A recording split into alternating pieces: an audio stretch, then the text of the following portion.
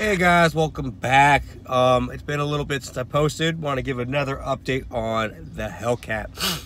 Well, got my guy, finally got it down south and got it taken apart. Took a couple days, which was expected. He's a busy guy down at American Performance. Got it apart. The short block is toast. It's no bueno. It's all jacked the hell up. I got rods that I bent. I got one completely cracked piston and one fried piston, like it's burnt to shit.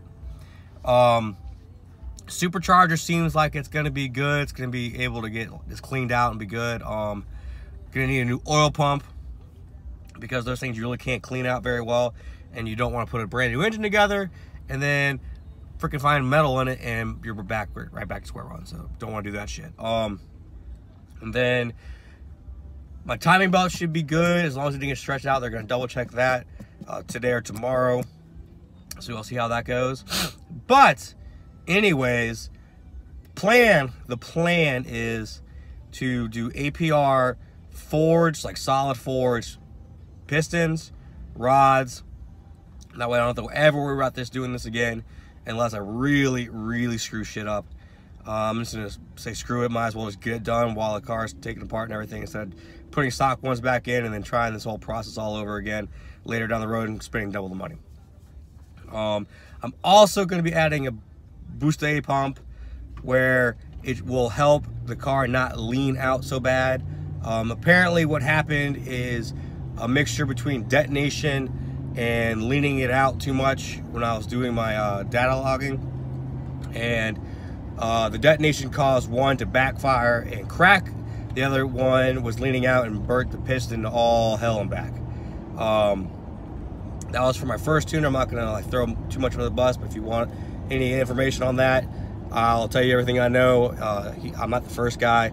The same person that's fixing my car now is now fixing 3 others from the same dude that just jacked everyone's shit up. But yeah, so going fully forged, don't have to worry about shit like this happen again. Doing the boost A pump to where when the system senses that it needs more gas, it will cause the fuel pump to spin faster, pushing more fuel in, so it won't lean out. I'll eventually get a 4 fuel system. Just right now, that's just not something I want to really spend money on right now. And then I'm gonna do a comp cam. I'll definitely take a video of that for you guys, considering what I've seen. There's not a lot of videos out there with the Hellcats having a cam. I mean, there's some, but you really can't tell. You don't get that flump, that womp womp womp womp you want to hear. So I'll take a couple videos of that, take a video of it on the dyno for you. I was gonna do a pump gas and the race fuel, but honestly, I'll never probably use the race fuel tune ever. I'm just a little too lazy for that, to be 100% honest. I mean, call it what it is, it is. Doing E85 around where I live, there's literally 2 stations within like an hour of where I live.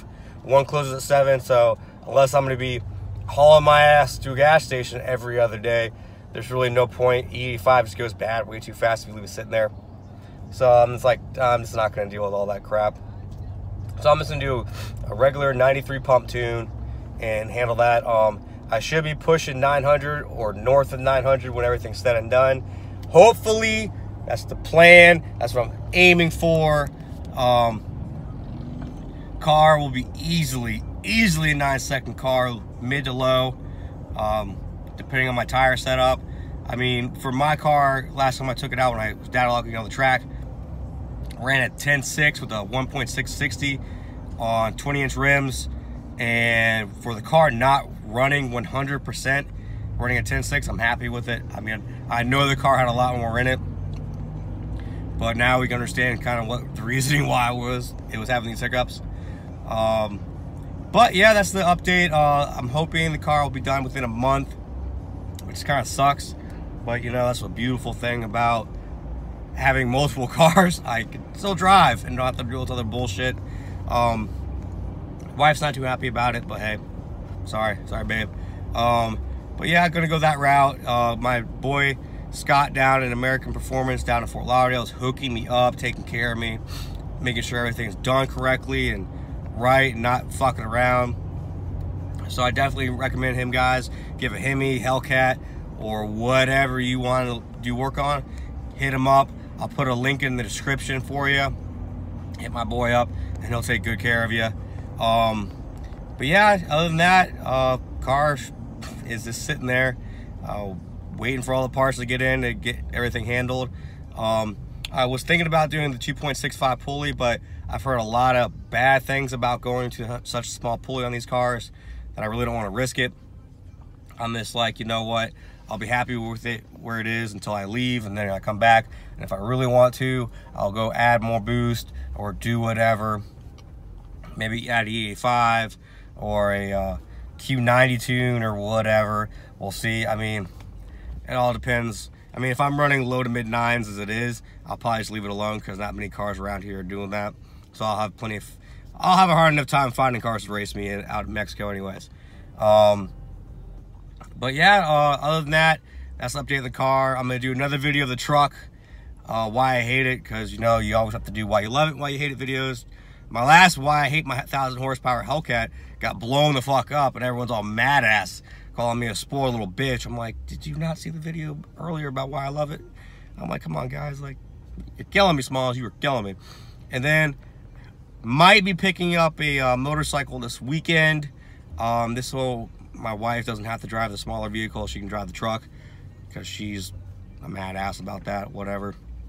And I'll ride around on 2 wheels. I missed 2 wheels. So, I mean, I got the Sportster 883 in the garage. I'm just going to upgrade to a 1200 because I don't need a cruiser, because my wife's LO is preggo, so it's no bueno to be trying to do all that and wipe out, or anything bad happens. I don't want to go that route.